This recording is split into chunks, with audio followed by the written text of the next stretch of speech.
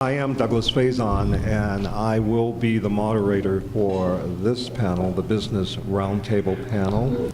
Good morning. I'm Frida Porter. I'm president of Porter Scientific. We're located in North Carolina. We are an environmental consulting firm. Good morning. I'm Deborah Thompson from Jacksonville, Florida. I am a private consultant and an 8A contractor, and I work with small and disadvantaged businesses, counseling and coordinating them on large federal contracts. Good morning. My name is Deborah Garcia Gratacos. I'm the owner and president of a company called Deval LLC. We are the only Hispanic non-bank loan servicer in the nation and a financial advisory firm. Pleasure to be here. My name is Ernest Fountain. I'm the president of New Ventures Capital Development Company. We are a lender for the Small Business Administration. We've been licensed by the SBA for over 30 years to make loans here in the state of Nevada. I want you to talk about public policies that impact minority-owned businesses, both positive and negative. But let me say something in reference to a policy. And I heard the second panel loud and clear in regards to their concerns about specific policies that affect our ability to participate in the system. But let me talk about some policies that recently have taken place that's going to have a negative effect on as specifically black businesses as they try to obtain financing and access to capital.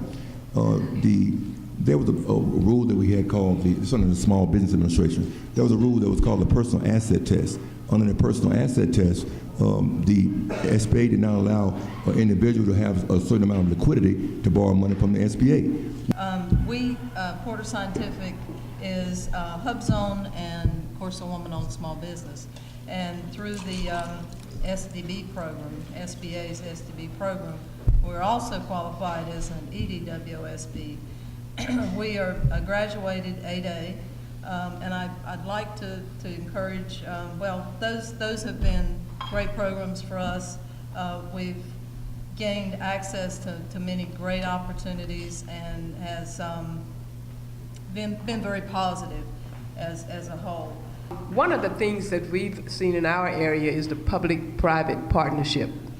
I work with the Department of Transportation in our local area as well as the national level, and that is the mechanism that's being used in a lot of areas to bring funds on the private side to match with some of the federal funds that are going in for road and bridge construction.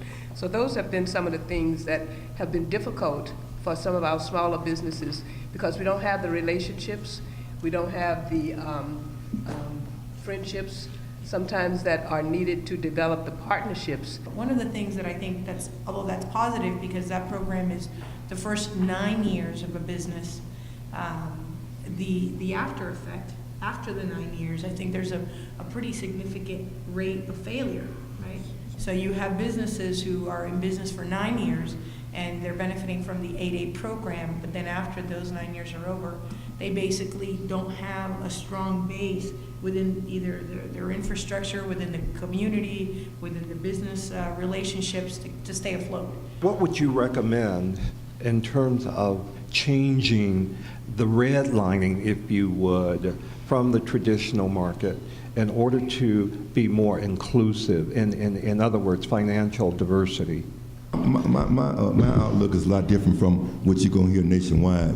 Because first of all, we need to remember that our entire economic system, which is called capitalism, is a free enterprise system based on competition. It's not based on equality. So therefore, these banks are first, all banks are owned by private individuals. Some are public, who got maybe public banks, but they're owned by thousands and thousands of stockholders. But still, these banks are owned by private individuals. Their objective is to make a profit.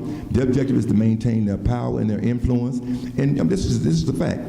White America is trying to maintain their competitive edge and their power in this country and also in the world. So they're not going to share their competitive edge or their competitive strategy or their competitive resources with us.